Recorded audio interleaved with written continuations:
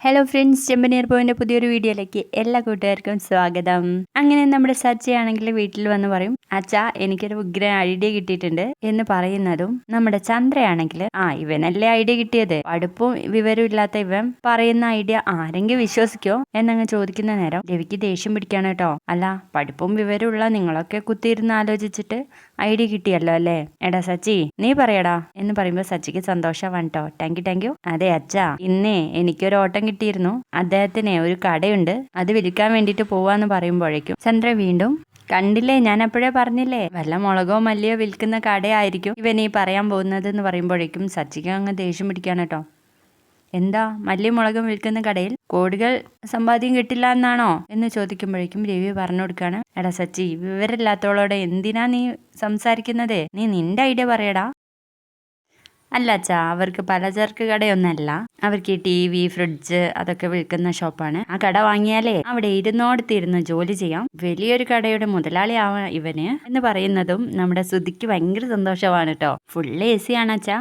കടയുടെ മുതലാളിയുടെ മക്കളെ അങ്ങ് അമേരിക്കല്ല, ഇനിയുള്ള കാലം ഇയാള് അവരുടെ കൂടെ പോയി ജീവിക്കാൻ വേണ്ടിയിട്ടാണ് ഈ കട വിൽക്കുന്നേ എന്നങ്ങ് പറയുന്ന നേരത്തെ ശ്രുതി ചോദിക്കും, അതിന് നമുക്ക് ഒരുപാട് ക്യാഷ് വേണ്ടി വരില്ലേ അത് വാങ്ങിക്കാൻ വേണ്ടിയിട്ട്. നമ്മൾ പുതിയ കട തുടങ്ങുകയാണെങ്കിൽ ഒരുപാട് ക്യാഷ് വേണ്ടി വരുമായിരുന്നു, പക്ഷെ ഈ കട വാങ്ങിക്കുമ്പോൾ അധികം ക്യാഷ് ഒന്നും വരില്ല, കുറച്ചൊക്കെ ലോണിൽ അങ്ങ് പോവും, പിന്നെ ബാക്കി നോക്കിയാൽ മതി നമ്മൾ എന്നൊക്കെ പറയുമ്പോഴേക്കും നമ്മുടെ രേവതി ചോദിക്കും, അല്ല സച്ചിയേട്ടാ ഇവരുടെ കയ്യിലുള്ള ക്യാഷ് അതിന് മതിയാവോ? അത് മതിയാവുമെന്ന് തോന്നുന്നില്ല, ബാക്കി ഇവന്റെ അമ്മായി അച്ഛൻ അയച്ചു കൊടുക്കാന്ന് പറഞ്ഞിട്ടുണ്ടല്ലോ.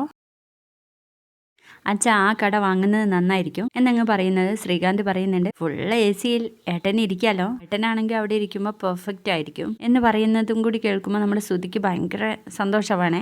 അപ്പൊ തന്നെ നമ്മുടെ സച്ചി പറഞ്ഞു കൊടുക്കുന്നുണ്ട്, അച്ഛാ 2 ഗുണ്ടകൾ വന്ന് അയാളെ ഇരട്ടി ചെറിയ ക്യാഷിന് ആ കട തട്ടിയെടുക്കാനായിരുന്നു ഉദ്ദേശം, അവരെ ഞാൻ തല്ലി ഓടിച്ചു എന്നങ്ങ് പറയുമ്പോൾ രവി പറയുന്നുണ്ട്, എടാ ഇല്ല അച്ഛാ, അതുകൊണ്ട് അയാൾക്ക് എന്നോട് കുറച്ച് മമത തോന്നി, എന്നോട് പറഞ്ഞു ഈ കട എടുക്കുന്നുണ്ടെങ്കിൽ ക്യാഷിൽ എന്തെങ്കിലും അഡ്ജസ്റ്റ് ചെയ്ത് തരാൻ എന്ന് പറയുമ്പോഴേക്കും നമ്മുടെ ചന്ദ്ര പറയും, അതൊന്നും വേണ്ട, ആ കട വാങ്ങിക്കണ്ട. അപ്പൊ രവി, അതെന്താ ചന്ദ്ര നീ അങ്ങനെ പറഞ്ഞത്, സച്ചി കൊണ്ടുവന്നത് കൊണ്ടാണോ? അതെ, ഇവൻ ആ ക്യാഷ് വന്നപ്പോ തൊട്ട് തുടങ്ങിയതല്ലേ സച്ചിയുടെ ഓരോ ചോദ്യം. അപ്പൊ ഇങ്ങനെ ഒരു കടയുടെ പേരിൽ ഈ പറയുന്നതൊക്കെ എന്തെങ്കിലും ദുരുദ്ദേശത്തിനായിരിക്കും എന്ന് പറയട്ടെ ചന്ദ്ര.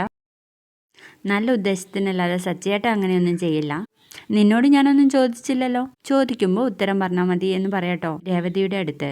അങ്ങനെ നമ്മുടെ ശ്രുതി പറയുന്നുണ്ട്, നമുക്ക് ഏതായാലും ആ കടയൊന്ന് പോയി കണ്ടു നോക്കാം എന്നങ്ങ് പറയുമ്പോഴേക്കും രേവതി വന്നിട്ട് സച്ചിയെ വിളിച്ചോണ്ട് പോവാണ് കേട്ടോ. ദേ, നിങ്ങൾ എന്തിനാ ആ കട വാങ്ങിക്കാൻ വേണ്ടിട്ട് ഇവരോട് പറയുന്നത്, നിങ്ങളെ കുറ്റപ്പെടുത്തുന്നത് കണ്ടില്ലേ എന്നങ്ങ് ചോദിക്കുമ്പോൾ സച്ചി പറയും, എന്തായാലും അവൻ എന്റെ ഏട്ടനല്ലേ. ഓ, നിങ്ങൾക്ക് എന്നാ ഇങ്ങനെ ഒരു സ്നേഹം വന്നത്, അതൊന്നും എനിക്കറിയില്ല രേവതി, എന്തോ എനിക്കങ്ങനെ തോന്നി, ഇവൻ ജോലിയൊന്നും ഇല്ലാതെ ഇവിടെ നിൽക്കുമ്പോൾ അവനാവുമ്പോൾ ആ കട ഓക്കെ ആയിരിക്കും എന്നൊക്കെ അങ്ങ് പറയാണ് കേട്ടോ. വീഡിയോ ഇഷ്ടപ്പെട്ടാൽ ലൈക്ക് ചെയ്ത് സപ്പോർട്ട് ചെയ്യണേ. ബൈ.